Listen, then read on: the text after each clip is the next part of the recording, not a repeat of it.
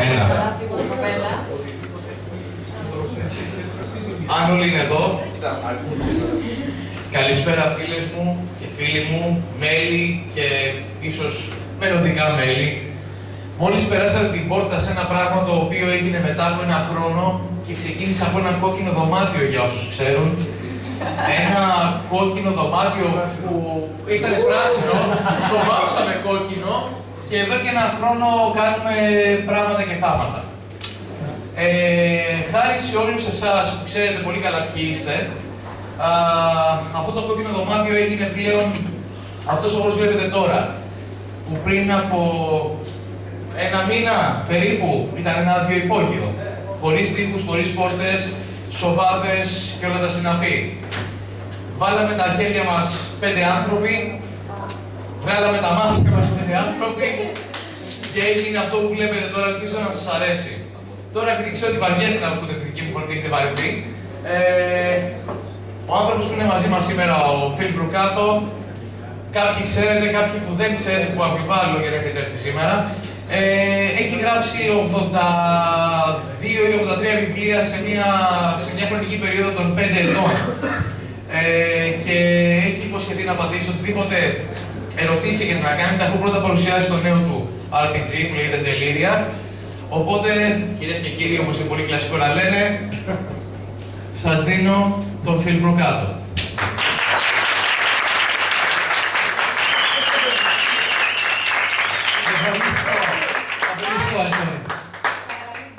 Yeah, so y'all. If anybody needs an explanation on y'all, I can clarify that in a few minutes. Thank you all so very much for coming tonight, both for coming to see me and most of all for coming to the opening of Pen and Paper, which is the realization of a dream come true for many, many people here. Before I get started, I would like to I would like to call those people up so that they can be seen and heard and thanked as they deserve. And first, let's see, first among them, I would like to thank the heart of our home for our trip here, Nina and Mama Kitty, please. Give them a round of applause.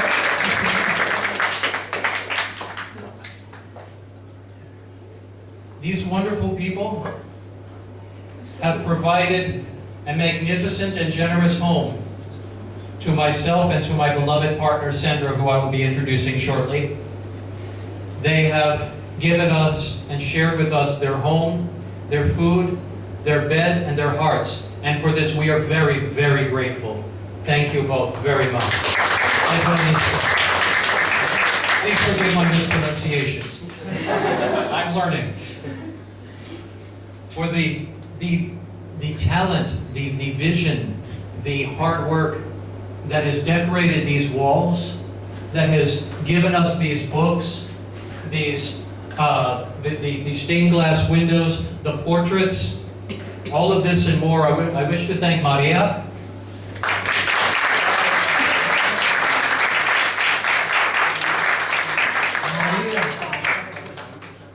Maria is a magnificent artist. She paints from the heart, she lives from the heart. Sometimes it has taken some difficulty for some people to see this, but I want to say, and I want everyone to know, this woman is a magnificent artist and a magnificent human being.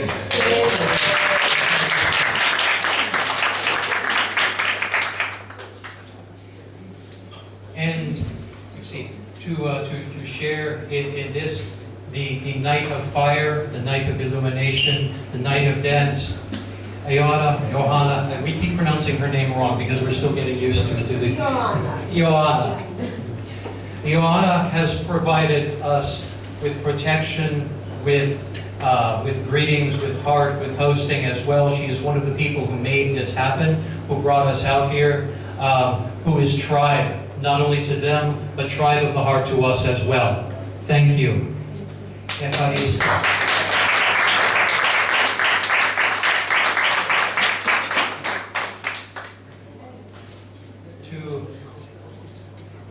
The man, the tall man, the tall back over there, who has brought us across over a third of the world Come on, Hais.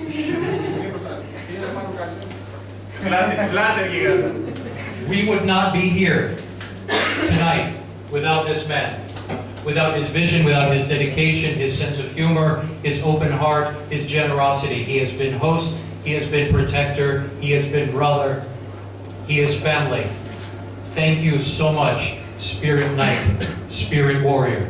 We are grateful. Thank you.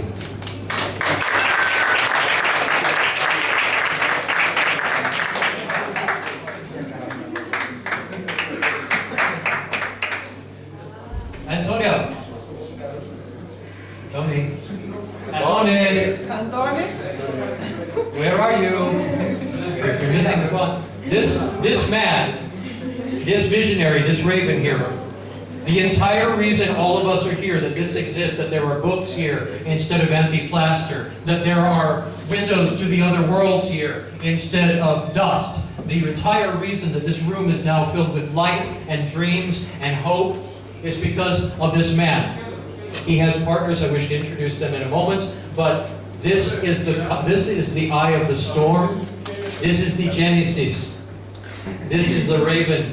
This is my brother. Thank you.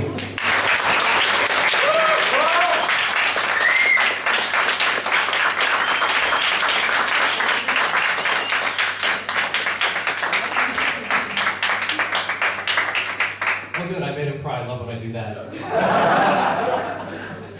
Antonio, could you please introduce your partners? I am not as familiar as I wish to be with these men, but they deserve credit as well. This one is Tassos. So Tassos, please.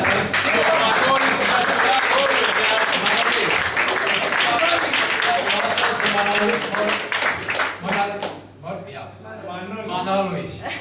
Thank you. Evaristo. Thank you so much. Thank you for working with him. Thank you for working with everybody. Thank you for working to make this happen. Because as anybody who has played Mage or Deliria knows, you can't do this shit by yourself. You need tribe. You need cabal. You need family. In our family, in our family in America, we call this tribe, sometimes with a T instead of an I, but tribe. We also call it family of choice, because the family that you have when you are born, you have no choice in those with those people.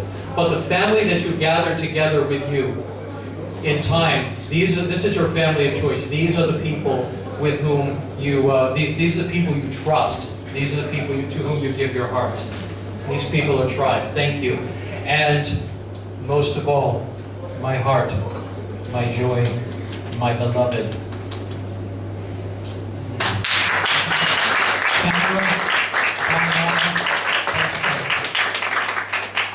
Silver Witch, healer, partner, lover, collaborator, heart and home. I cherish you. I love you. I must you too. Oh, good. And I respect her as I respect no other.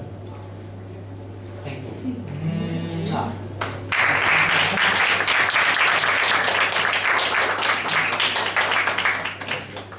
So thank you. And thank every one of you for being here tonight. Did the microphone go out? I can always talk. Can everybody hear me okay? Yes.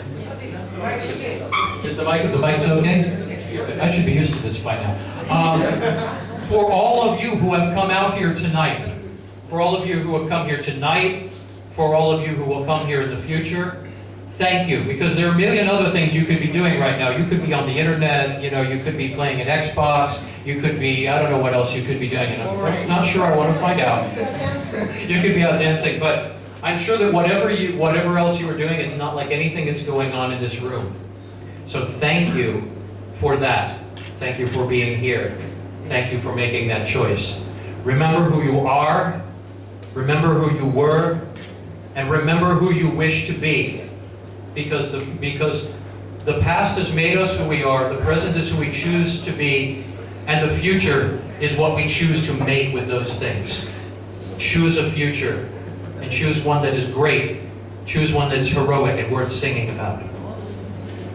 And remember that in your hearts, because it is so easy sometimes, believe me, to forget. What I will be doing tonight, I will be glad to answer any questions. I will be glad to anything that I can remember the answer for. I did some of these books 15, almost 20 years ago. So there may be questions I don't remember. But I will honestly, as truly as I can, answer any questions you have. I will be glad to sign any and all books that you brought if I have worked on them. First, though, I want to say, because I want to talk about vision and choices real quick before we go into those things. Because I was a struggling artist, and well, frankly, on some levels, I still am, in 1993. And something very, very important happened in 1993. I made a choice to do something, to, as I often say, to look at the mirror, look at myself in the mirror, and see what I didn't like, see what I did like, and for the things that I did not like, to change the fucking picture. Because you have that choice. That's what this. Look, he's graceful too. That's what this has always been about. It's been about giving a shit. And it's been about taking responsibility, and it's been about making a difference in your world and the world around you. And in 1993, when I both got the call and accepted the call to do this. I was poor. I was working 2 jobs. I was incredibly unhappy. I was in a relationship that was not good for me. I was in jobs that were not good for me. I worked in a shoe store, if you can believe this. I worked in a shoe store. I hated every minute of the 5 years that I spent there. And I used to, when I was working in that shoe store, I kept cards, index cards in my back pocket, and in between customers, I would write things down, and then I would go home and I would type them up, because I was literally driving myself crazy with how hopeless my life seemed. I was a professional writer by that point, but I'll tell you this, professional writing don't pay shit. And so I felt stuck, I felt trapped, I felt hopeless. I had been involved in paganism for years, and many of the ideas, many of the things that I brought to Mage, to Sorceress Crusade, to Deliria, to my work in Ravens in the Library, Realms of Fantasy, Witches and Pagans, was it the New Age magazine, the various projects that I worked on over the years. The seeds of that go way back to childhood, but at this time I was not doing anything with them. And when I had begun freelancing for White Wolf in 1992, and by 1992, but especially by 1993, I was sick, physically, spiritually, emotionally, and mentally sick. And I went on a vision quest with an old girlfriend of mine, a very dear friend of mine, Jennifer Starling. And when I came back from the vision quest, I said, I need to fix this. I need to change things in my life. And at that point, I had been hired to write Mage, or not to write Mage, but to write supplements for Mage. At that time, we had, at White Wolf, we had what they're called line developers. They were the people who would handle every element of a game line. And at that time, the rulebook was not yet finished, and the line developer, the line editor, had not yet been chosen. And I came back from this vision quest, and I asked my friend Bill Bridges, who he and I had gone to college together. He was the werewolf developer. You may remember that name. I called him up and I said, have you found someone to do the Mage developer position yet? And he said, no. I said, I want it. And he said, it's very difficult. And I said, I want it. And he said, you have no idea. He said, everything is fucked up. It's all chaos. You have no idea how much work is involved in this. And I said, I want it. He said, my life is hell right now. Anything is an improvement. So I applied for the job. I went down, I interviewed for it. And they sent me, when the first edition rulebook, which I did not work on Mage first edition. I worked on every book after that. But when first edition was finished, they sent me, when it was in editing, they sent me the manuscript, and they said, tell us what you like about this, tell us what you don't like about this, tell us what, if you were the Mage developer, what you would do about this, what you would fix with it, what your plans would be. I read the thing in a day and wrote a 25-page prospectus of everything that I liked, everything I didn't like, all my plans. Many of the books that came out for Mage after that were on that first prospectus, that first outline of my plans for the line, and I got the job. And I came down, I got the word about the job 3 days or 4 days before Gen Con 1993, where the book was released. So I quickly had to make plans to get down to Atlanta. At that time I was living in Richmond, Virginia. I had to get down to Atlanta, take time off from work. At that point I basically quit my job, and everybody at Saxon Shoes, Virginia's largest shoe store, was very, very happy that I was leaving. Not happy to get rid of me, but happy because they knew that I wanted and needed something better than measuring people's feet. And so I went down there, and Ken Cliff, who at that time was the head of editing and developing, hands me the first copy of Mage, not the hardcover one, that was years later, but the softcover Mage. He said, it's all yours, we don't have the slightest idea what to do with it. And I said, I have creative freedom with this? And they were like, as long as you don't, completely change everything and throw the book out, as long as you work with the things that are already there, you can do whatever you want. Oh, good. That's what I did for 5.5 years. And out of that came Sorcerer's Crusade. That tied in with my work on Dark Ages. That tied in with the work on Changeling. There were books that I did that I love to this day. There are books that I hated the minute that they left editing. I will probably at some point in the next hour or 2 hours, however long we're here, tell you which ones I liked, which ones I hated, which ones flat out sucked, and I will take full responsibility for shit like the Akashic Brotherhood tradition book. It blew. And through all that time, I considered it a sacred quest, because some things that were very and still are very, very important to me about the work that I do. Oops. About the work that I do. This is interactive.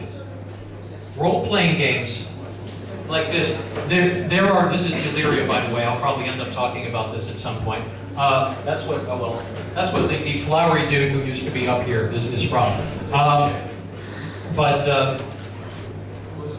We have computer games, and we have online role-playing games, and we have the miniature games, and we have the card games. None of those things can offer the thing that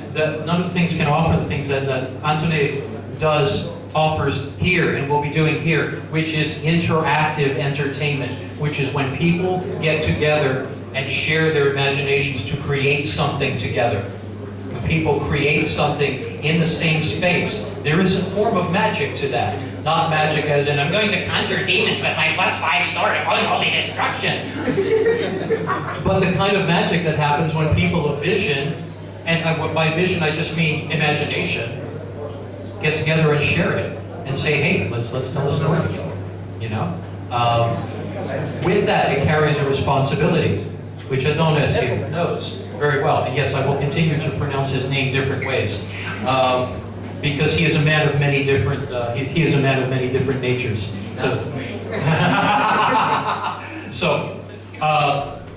Anyway.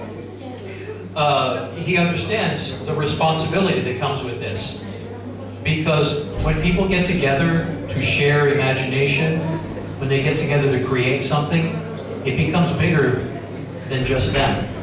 As is evident by the room we're sitting in right now, the fact that we're all here instead of somewhere else. It becomes bigger than us. And it was very, very important to me then and now that the things that I put in these books, the things that I invited people to do, were good things. They ended up being positive things. They may occasionally be disturbing, they may occasionally be grotesque, they may occasionally be challenging and push the limits, because goddammit, that's what I do. Satyrs are not known for being temperate creatures. But I wanted to make sure that in these books, in these games, when I said, who do you want to be today? That I was not asking people to be someone harmful to themselves or to the world around them. That was an argument that I sometimes had with some of my coworkers at White Wolf, as we had various discussions about whether or not we should just, you know, push the envelope till it fell off the cliff. Does that translate? To push the envelope means to go. Some people thought we should do that. I don't. And to me, sometimes I literally had nightmares about this, about the things that I was inviting people, asking people, inspiring people to do and to create and to become. Looking around here right now, I am really goddamn proud of what we did. And I want to say also, I didn't do this alone. Remember I said a few minutes ago that we have tribe, that we need a cabal to make these things happen? I wrote this by myself, but I didn't do everything in here by myself. None of these things, all the things that you see in Mage, they're not just my creation. They're the creation of dozens of people.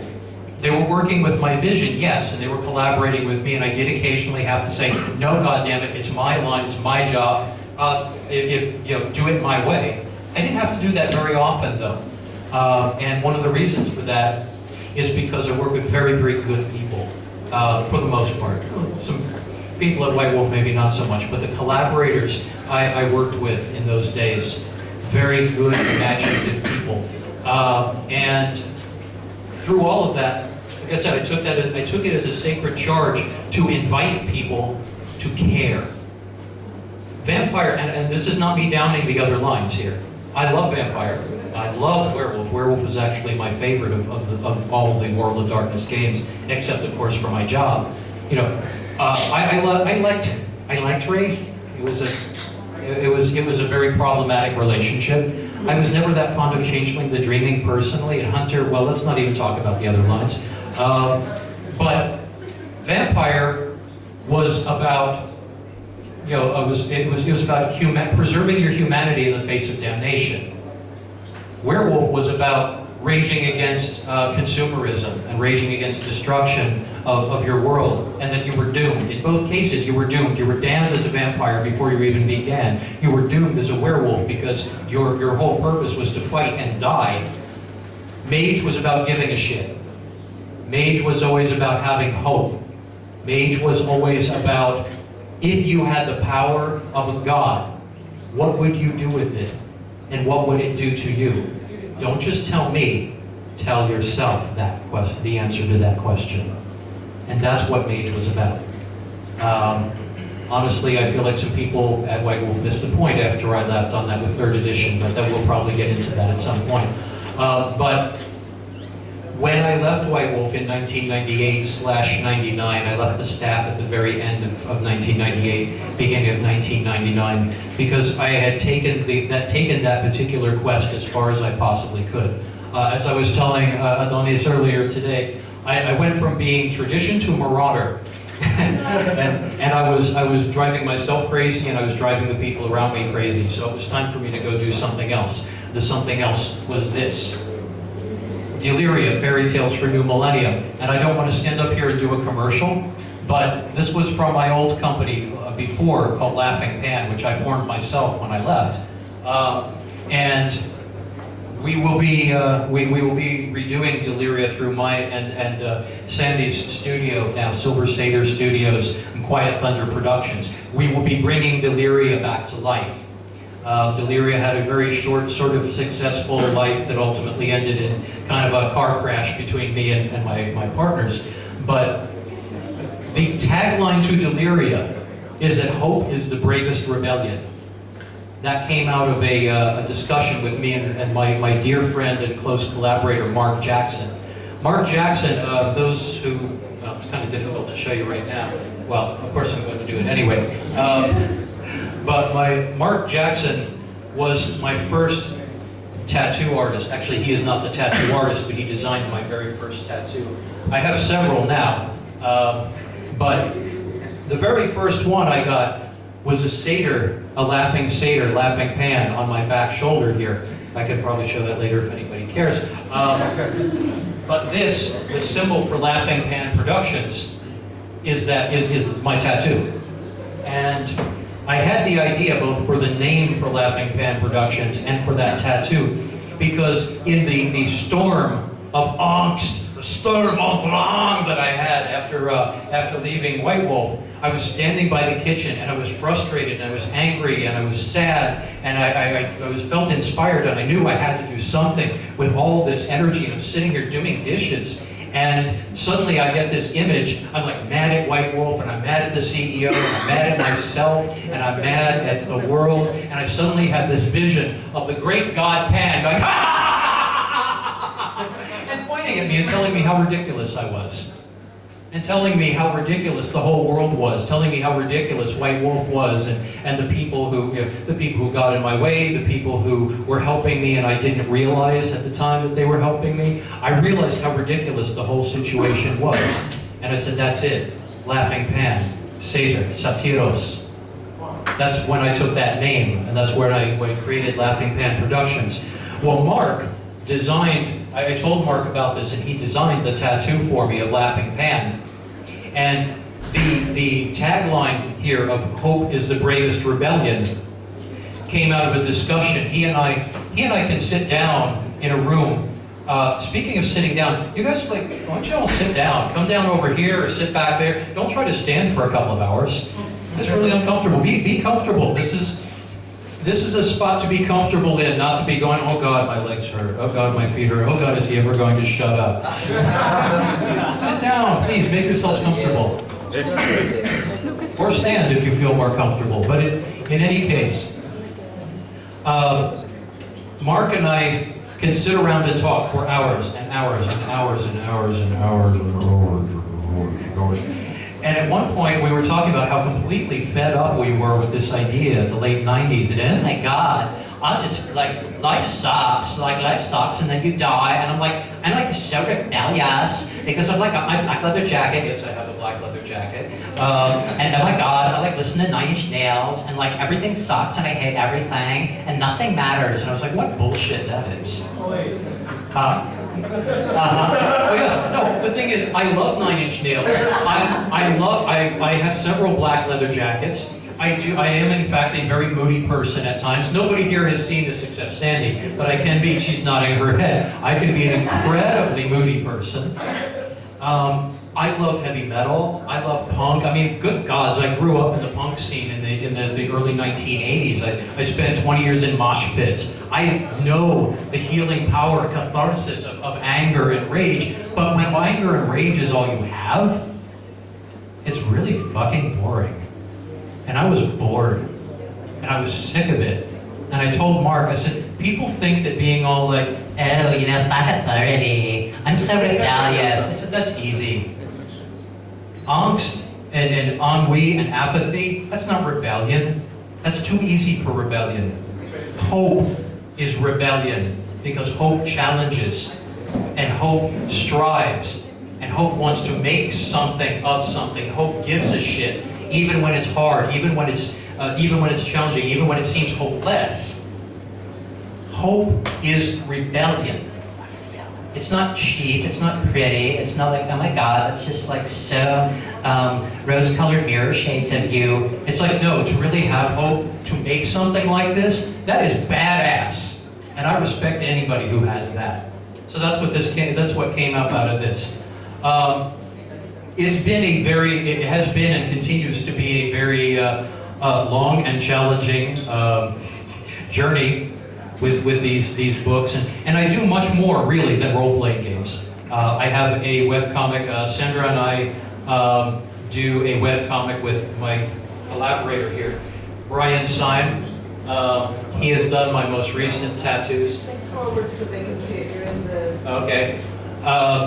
This is the symbol for Arpeggio. This is our webcomic, arpeggiothecomic.com.